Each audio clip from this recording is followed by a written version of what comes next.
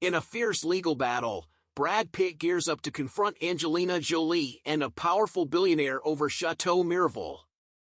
With allegations flying and tensions high, Pitt is determined to stand up to what he calls bullying tactics.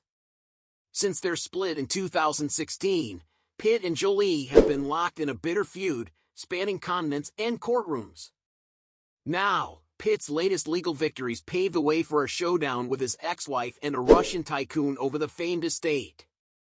Pitt, 60, and Jolie, 48, parted ways in 2016, setting off a legal saga that has captured headlines worldwide.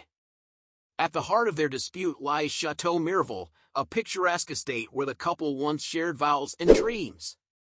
In a surprising turn, Jolie allegedly sold her stake in Miraval to billionaire Yuri Shefler without Pitt's consent, sparking fury and legal action from the actor. Pitt contends that Jolie's actions were in retaliation after he was granted joint custody of their children. Pitt's determination to fight back stems from his belief in standing up to bullies and defending what he sees as his rightful interests. Despite the mounting legal costs, Pitt remains steadfast in his pursuit of justice. The legal battle extends across multiple jurisdictions, from California to Luxembourg and France.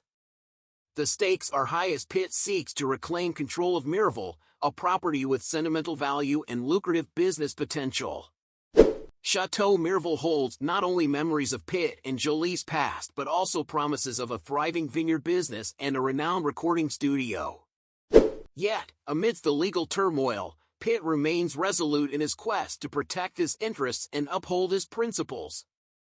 As Brad Pitt prepares to face off against Angelina Jolie and a billionaire adversary, the world watches with bated breath. Will justice prevail in this high-stakes clash? Stay tuned for updates as the saga unfolds.